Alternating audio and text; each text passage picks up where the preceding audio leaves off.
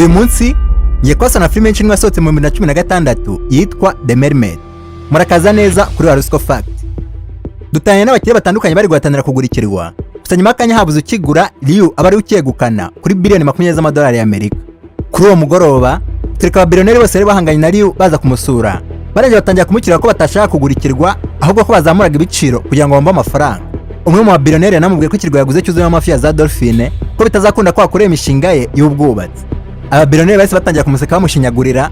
Gusa nyuma y'akanya Liu wari yacitse atangira kuvuga, ababwira ko nawe atari ikigoryi ko yaguze ikirwa, bamuhaye icyemezo cyerekana ko nta mafi akibamo.